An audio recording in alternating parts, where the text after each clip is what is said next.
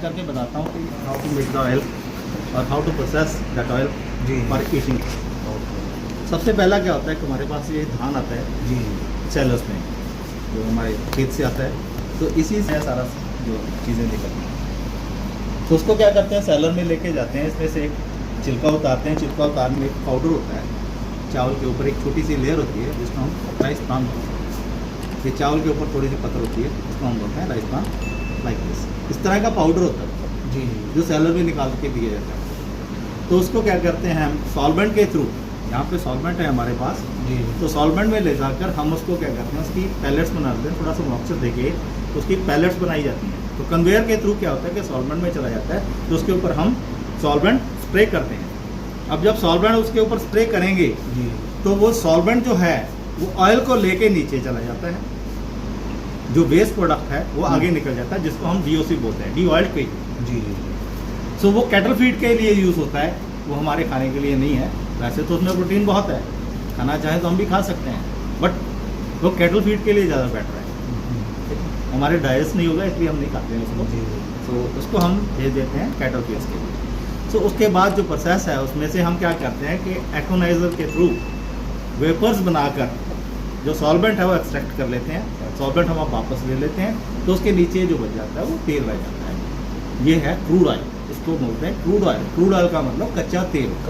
कच्चा तेल हमारे पास आता है। अब इसमें इम्प्योरिटीज़ बहुत है। इस इम्प्योरिटीज़ को रिमूव करने के लिए हमें रिफाइनरी चाहिए। ठीक है जी, रिफाइनरी में जाएंगे हम इसको, तो इम्प्योरिटी को रिफाइन करेंगे। रिफाइन में पहला प्रोसेस जो है हमारे पास है डिगमिंग। डिगमिंग में क्या होता है कि इसमें गम्स होती हैं, उसको रिमूव करने के लिए सॉरी, तो इसको रिमूव करने के लिए हम इसमें एंजाइम लगाते हैं, थोड़ा सा वाटर लगाते हैं, तो सेपरेट करके तो उसका जो बायो प्रोडक्ट है ये गम्स रिमूव कर दी जाती है। तो उससे आगे वाला प्रोसेस है, उसमें हम थोड़ा सा ब्लीच करते हैं उसको, ऑयल को थोड़ा सा ब्लीचर के थ्रू। उसमें क्या करते हैं हम स्पेंट अर्थ और कार्बन मिलाकर एजिटेशन देते हैं, तो उसमें घुमाकर उसको 100 डिग्री टेम्परेचर के करीब, तो उसमें से हम थोड़ा सा उसका कलर निकाल देते हैं और थोड़ी बहुत इम्प्योरिटीज जो हैं वो निकल जाती हैं। उसका बायो प्रोडक्ट जो है ये वाला है, दैट इज कॉल्ड स्पेंट अर्थ। तो उसके बाद का जो प्रोसेस है उसमें हम उसको क्या करते हैं कि उसको डिवैक्स करते हैं। डिवैक्स करने के लिए क्या बोलेंगे उसको, थोड़ा सा तेल को ठंडा किया जाता है कैस्टराइजर के थ्रू। ठंडा करने के बाद क्या होता है कि इसमें से थोड़ा सा ठंडा करने के बाद उसकी जो वैक्स है वो रिमूव कर दी जाती है बाय फिल्टर्स के थ्रू रिमूव कर दी जाती है। उसका बायो प्रोडक्ट है ये वाला, ये रिमूव करने के बाद हाँ जी, इसको वैक्स बोलते हैं। Wax, sorry. तो वैक्स रिमूव हो गई उसमें से। तो उसके बाद हम उसको क्या करते हैं कि थोड़ा सा हाई टेम्परेचर देकर इसमें से एक और इम्प्योरिटीज होते हैं जिसको फैटी बोलते हैं। Fatty oil. ठीक है जी, तो उसमें हम घुमा के उसको हाई टेम्परेचर पे ले जाकर उसमें से हम ये वाला बायो प्रोडक्ट निकाल देते हैं fatty, this is called high fatty. ठीक है जी, तो ये जो चीज़ें हैं ये वाली है, इसको हम सोप बनाने के और शैम्पू वगैरह बनाने के इस्तेमाल में करते हैं।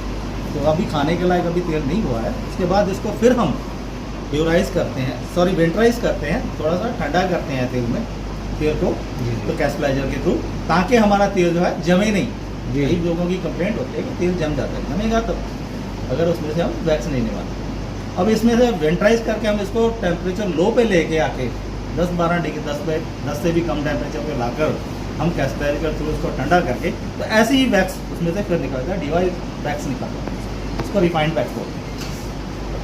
तो उसके बाद क्या करते हैं हम थोड़ा सा उसके बाद जो टेम्परेचर है उसका बढ़ाकर उसको प्री ब्लीच फिर ब्लीच करते हैं स्पेंट अर्थ के थ्रू। तो उसमें क्या होता है कि हमारी जो लो फैटी है, थोड़ी सी और फैटी उसमें से रह जाती है, तो हाई टेम्परेचर पे जाने के बाद वो भी रिमूव हो जाती है। ठीक है जी, उसका भी ये बायो प्रोडक्ट है स्पेंट अर्थ। तो अब लास्ट वाला स्टेप है, वो हमारे पास ये तेल आ गया, this is ready for to use. ये वाला वो राइस ब्रान ऑयल है जो हम खाते हैं, हम कंजप्शन में लाते हैं, तो ये वाला वो राइस ब्रान ऑयल जो लास्ट प्रोडक्ट हमारे पास है। ठीक है जी,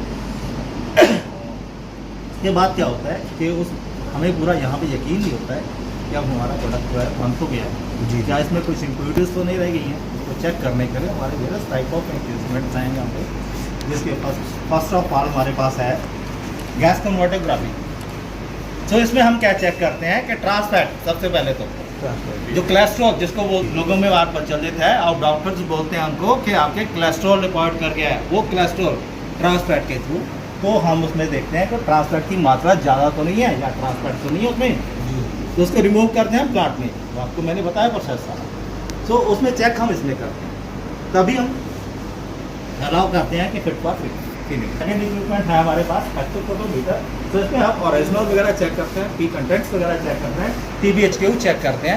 जैसे स्मार्ट यू का जो स्पेक्ट्रोफोटोमीटर है, ये हमारा करीब वो वाली मशीन हमारी 25 से 30 लाख की है। जो ये वाली इक्विपमेंट है हमारा 3 से 3.5-4 लाख की। उसके बाद हमारी यहाँ पे आ जाती हैं various type of equipment like this instrument. ये है हमारी बैलेंस मशीन होगी, सोनिक एडल्स हो गया, वो हो गया अपना डिसऑर्डर प्लांट हो गया, ऐसे करके वहाँ पे आके हमारे इंट्रोमीटर हो गया, वहाँ पे हम कलर चेक करते हैं। और 2 इक्विपमेंट हमारे पास ऐसे हैं जो ऑल ओवर इंडिया में किसी के पास नहीं है, दैट इज GCMS और टॉक्स 300। सो हमारे तेल में आजकल 3 MCPD का गाइडलाइंस हैं यूरोपियन फ्री के, वो नहीं होने चाहिए, ठीक है जी।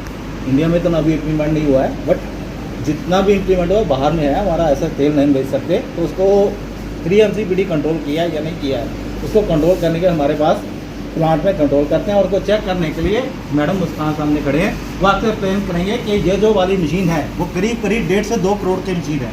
हम अंदर नहीं जा सकते, आपको बाहर से एक्सप्लेन थोड़ा सा कर देंगे। तो उसके सामने ही पड़ी है टॉक्स 300। तो काइंडली एक एक करके आप इधर से आप क्रॉस करते हुए जाएंगे तो आपको दिखा देंगे। Thank you so much. Thank